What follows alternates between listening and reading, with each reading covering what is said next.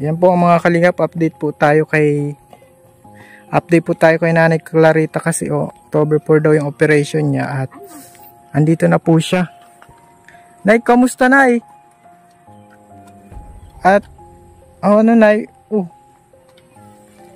Bukol pa rin baga Nay? Ano pong update yan? Hindi na daw pa operahan. Hindi na daw po. Nag-ano na daw siya, nagsulit man na ang ano ng buto niya. Nagdugtong daw po yung buto. Kaya nga, himala nga. Naghimala kung bakit ako tinulungan ng ganito. Oo, Nay. Wala na, okay na. Galing ka na po sa doktor. Oo, nadating pa lang ako nung pero may bukol kasama pa. Ko na nga ito. Paano daw po yung bukol niyan? Liliit na lang daw po yan. Liliit na lang. Oo, kasi hindi pa siya masyadong kaya hindi pa siya. Parang din yan sa ganito. Parang nagmilagro, no? Nakakaano ka na Nay, nakakatayo ka na, nakakatrabaho ka na. Nakakaano na Wala Nay, nakakatalon ka ba? Ay, oo naman Ay, grabe. Milagro ba ganyan, Nay? Okay naman. Milagro. Hala. Ay, nasa ako salamat sa Panginoon. Nagmilagro. Hindi ka nakakagastos na, hindi na anuhin. Hindi na po. Gusto ka ba na ipasalamatan? Nagpapasalamat po ako sa mga tumulong sa akin, lalo na sa Ipoy Alvin, sa Panginoon, at sa mga nagbigay sa akin ng tulong. Kung ako ay talagang hindi nakakagalaw. Nagmilagro na kasi nakakatalon ka. Tiningnan ng orthopedic, hindi na daw kailangan na ano. Hindi na. Paano daw po babalik ka doon? Ano na lang? Update na lang ako ng pizza ngayon 22 ng December, 22 ng January ang update nila sa akin para ulitin x-ray ulit kung talagang umano na siya. Turo sa akin. Paano na actually, paano nangyari yun yung, di ba, operahan ka sana. Paano nangyari? Nandun ka na sa ospital? Nasa ospital na ako. Update na ako. Nag-update na ako. Oo, ano ka na? Oo. Inantay lang yung doktor. Ay nang masabi ng doktor na x-rayhin, another x-ray bago maanuhan siya. Yun, nasabi na, ay hindi na yung pwedeng galawin. Okay na ang ano niya, paan niya. Mapanibago na naman lang niya. Hindi man na daw po ito mabalik sa dati ay napag ng ganito. Kasi natagalan ay aanuhan pa din daw yan. Puputulan na ulit. Kaya hindi na pwede. Nag-ano na nagdugtong na. Nay. Okay na yan. Nay, hindi pa nasakit. Hindi na. Talaga. Wala yan. Parang ang milagro na Wala na yan. Nakarga na nga ako ng timba. Naigib ka na, Nay? Wala. Ba't na nga ako ng timba? Nagtubo na, parang milagro nga Parang di ko lubos din maano. Ako rin nga po talaga, hindi ko rin talaga lubos maisip na bakit nagkaganito, nagkaroon ako ng paa na hindi pa naman ako na-uoperahan. Kung saan ko okay na sana ang mga gagamitin. Saka naman sinabi ng doktor na hindi na ako uoperahan kasi okay na. Grabe. Hawak ko na ang bakal. Nasa yun na yung bakal. Ilalagay na lang nga talaga. Ano na lang dyan. Binalik. Sabi ng doktor, wag na daw, ibalik na lang. Iripan na lang yung pera, tapos ibalik dito. Yan, iripan.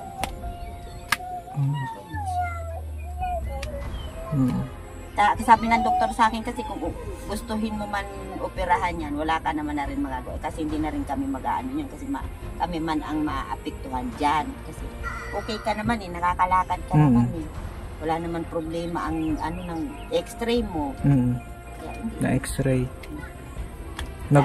Tuwa na lang ako. Nagdugtong daw yung buto. Or hindi lang siya pantay. Hindi lang talaga siya pantay. Kasi pa lang kasi, buwan pa lang. Paano po yung bukol niya, Nay? Liliit daw po yan. Talaga?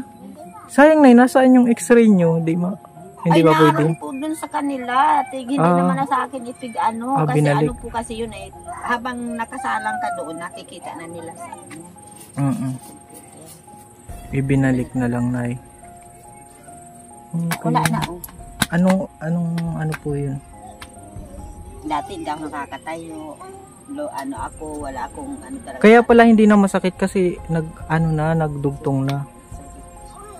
Nagsulit. Sabi nung doktor. Okay na po. Diniwan ko lang nga yun, ano ko yun, mga papel ko doon. Kasi may dala akong bata. Dala ko na nga itong bata. Kamusta po si anong pangalan nun? Yung yung anak nyo. Alin? Di ba may mga kasama kayong anak dito? Oo, okay naman na. Nakakapag-aral nag-aaral sila. Oo. Nagtatrabaho naman na yung asawa ko. O paano yan? Fit to work ka ba, Nay? January, balik na ako sa trabaho ko. O, Nay. Pinaano ka na? Pinagtatrabaho ka na? Ako. Nag-ano na kaya po ako, nag-report na ako doon kasi mismo yung doktor ko ay anak ng may-ari ng Bounting pinapasukan namin. Yun mismo ang sa akin, nagtawag doon sa na, okay na po ito, pwede na yung magtrabaho. Pinakuha na ako ng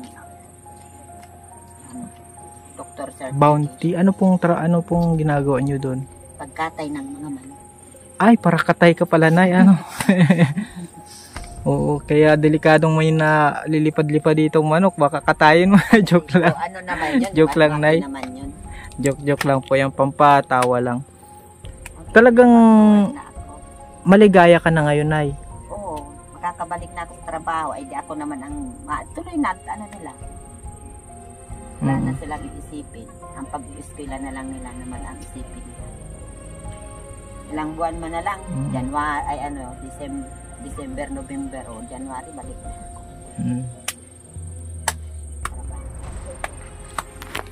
Po mga kalinga po. Sabi ko nga, gusto ko picturean yung paa ko. Sabi ko, send ko sa mga Ang usap kasi namin nung nurse, kapag habang sabi ko inooperahan ako, i-video mo yung aking operasyon. Oo. Yun ang gusto ko sana. Ay, lahat na sinabi naman ng doktor na hindi na daw kailangan. Tinunan ako ng bounty ng sariling nurse. Tinulungan man din nila kasi ako. Habang naglalakad ako nito, pabalik-balik, lahat ng gastos, yun sa laboratory, yun sa pagpa-ECG, yun sa x-ray, yun iba, galing sa kanila. Yung bakal, nanggaling dito sa kay Panotis. 115,000 yung bakal. Pasalamatan din natin sila, tulong-tulong. Kaso nga, binalik din natin. Okay na po yun. Dito naman po kasi yun. Talaga, kasi sabi ko nga sa kanila, sabi ko man nga kay konsihal, sabi ko, ibigay mo na lang po tayo doon sa mga kailangan man dapat bigyan. Ako po, okay naman ako, naka-recover naman ako. Okay na yun. Salamat na lang tayo sa tulong. Okay naman. Nakakababa-baba ka na dyan, Nay? Oo. Wala na. Hindi na talaga po ako nagsasaklay. Wala na. Wala ka nang saklay-saklay. Mas kahit po dyan, tanong mo dyan sa baba at layas na ako dyan. Nakakatakbo ka na, Nay? Hindi man ako natakbo. Tapos hindi ko pa yan masyadong lakad lang. Wala na ako. Kahit sa bus nga, hindi na ako. Nang alalay. Hindi na daw kailangan operahan mga kalingap kasi nagdugtong yung buto niya. Medyo lang talaga. Bukol ito. Pero okay bukol siya. Pero babalik daw yan, Nay. Mawawala na yung pagkabukol niyan. Babalik na din. May mga check-up pa po kayong gagawin doon. Dalawa pa. Mga 2 check-up pa. Buwan-buwan man, sabi kasi nung doktor, hanggang sa January ang follow-up check-up ko. Buwan ng November, December, tapos January, bumalik ako doon. Para ma-okay. Kung kailangan uminom ng gamot. Nung sabi ng doktor na okay na, hindi na ito dapat operahan. Ay, salamat. Sabi ko, malaking pasalamat. Oo. Hindi na sabi ko ako papadanasin uli ng panibagong sakit. Kasi wala na yung sakit. Nay? Oo. At siyempre, doktor yun. Kailangan magtiwala din tayo. Oo. Kasi nga, parang nakakapagtaka nung nangyari, no? Kaya nga po ay ako nga, kahit din ako, nag-iisip din ako. Sabi ko, ako tinulungan talaga. Ako talaga nag-aano ako na tinulungan ako ng Panginoon. Hindi ako magdusa ng ganito kaano. Kasi himala na nakalakad ako agad. Ganun. Isang taon akong nagsakripisyo. Pala makakalakad din lang. Kaya okay na yun. Okay na po mga kalingap si nanay check up na lang ulit at no need for operation daw ito kasi nagdugtong daw na yan, no? Pero medyo lisya lang yung ano, medyo nag-curve na ano, Nay. Kaya pa sabi nung unang check up sa akin doon, nung pumunta ako doon, may posibilidad na makalakad ka kahit hindi ka ma-opera, makakalakad ka. Kasi yung buto mo ay lumudugsong ng doktor. Kaya nagpailang ilang nung nagsimula ako magpanay, August, September, October, November. Pagdating ng November, doon ko lang nalaman na nakadugtong na pala. nakadugtong na pala, pwede na akong lumakan na walang taklay.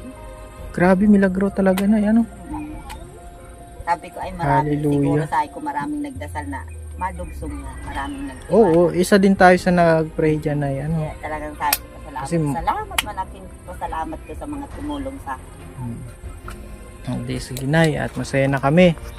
At magpapaalam na ako, Nay, nag-update lang din tayo doon sa ano. At magbigay din ako ng ano, Nay, panggaragastos niyo po. Nay, ano, God bless ulit. Po, salamat. Maraming salamat. At continue praying lang na talagang ano,